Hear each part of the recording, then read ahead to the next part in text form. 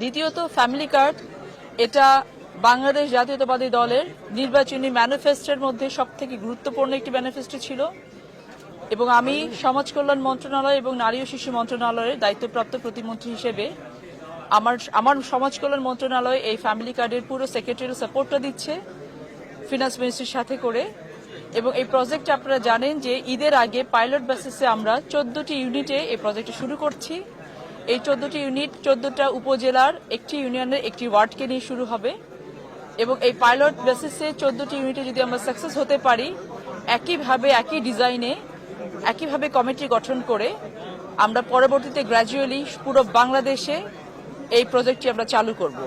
আপনারা জানেন যে ফ্যামিলি কার্ড হচ্ছে একটি পরিবারের জন্য, পরিবারকে অর্থনৈতিকভাবে স্বাবলম্বী করার জন্য এবং পরিবারের বয়োজ্যেষ্ঠ নারী যে প্রতিনিধি থাকবেন, নারী বা মা বা বোন, তার নামে ফ্যামিলি কার্ডটি হবে।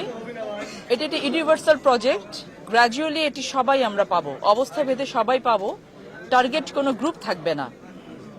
আমরা বিগত সময়গুলোতে দেখেছি যে আমাদের সেফটি নেট যে কার্ডসগুলো আছে, বিধবা ভাতা কার্ড আছে, বয়স্ক ভাতা কার্ড আছে, কৃষি কার্ড, আমাদের গর্ভবতী ভাতা কার্ড আছে, এই সকল কার্ডগুলো ডিস্ট্রিবিউশন লেভেলে গিয়ে অনেক ধরনের কারাপশন হয়েছে। অনেক সময় দেখা গেছে যাদের মাধ্যমে এই কার্ডগুলো ডিস্ট্রিবিউশন হতো তারা অনেক সময় বেনিফিশিয়ারির কাছ থেকে টাকা চাইতো।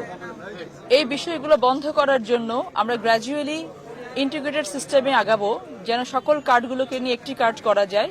কিন্তু এই মুহূর্তে যেহেতু ঈদের আগের সময়টা খুবই কম, সেই জন্য আমরা পাইলট বেসিসে কেবলমাত্র ফ্যামিলি কার্ড নিয়ে এগোচ্ছি। বাকি সব কার্ডগুলো অ্যাজ ইট ইজ থাকবে। তবে যাদের নামে ফ্যামিলি কার্ডগুলো দেয়া হবে তাদেরকে অন্যান্য, যদি তারা অন্য কোনো কার্ডের বেনিফিশিয়ারি হয়ে থাকেন, তাদেরকে অপশন দেওয়া হবে যে তারা আগের কার্ডগুলো রাখতে চান নাকি ফ্যামিলি কার্ড রাখতে চান। স্বাভাবিকভাবে যেহেতু ফ্যামিলি কার্ডে যে অ্যামাউন্টটা দেওয়া হবে 2,500 টাকা, এটা অন্যান্য কার্ডগুলো থেকে অনেক বেশি এবং একজন বেনিফিশিয়ারি ওটাই নিতে চাইবেন।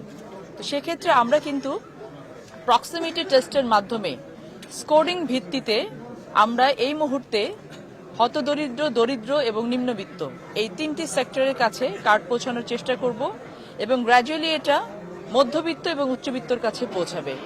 ঈদের আগে 10 তারিখে এটা শুভ উদ্বোধন করবেন আমাদের মাননীয় প্রধানমন্ত্রী এবং এই শুভ উদ্বোধনের দিন থেকেই কিন্তু প্রতি মাসে এই টাকাটা প্রতি মাসে তাদের অ্যাকাউন্টে যাবে যারা এটার বেনিফিশিয়ারি হবেন।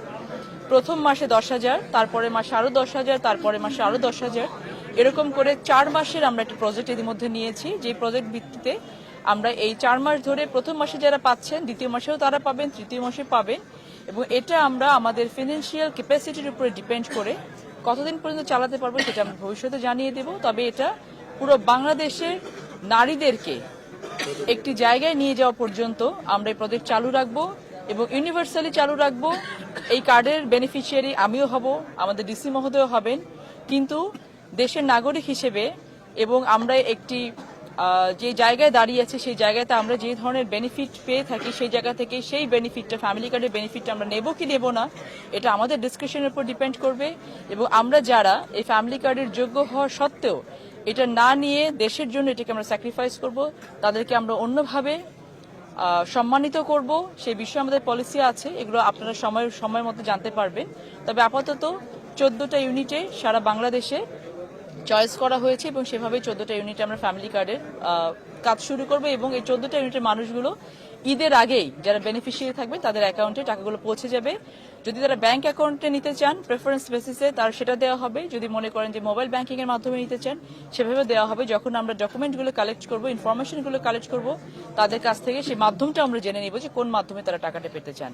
এবং গ্র্যাজুয়ালি নারীদেরকে অর্থনৈতিকভাবে স্বাবলম্বী করার বর্তমান সরকারের যে প্রচেষ্টা, আমরা চাইবো এই প্রচেষ্টার সাথে আপনারা থাকবেন, আপনারা সহযোগিতা করবেন। আলটিমেটলি কিন্তু এটা দেশের জন্য একটি সম্পদ হয়ে খুব শিগগিরই আমাদের কাছে ধরা দেবে ইনশাআল্লাহ।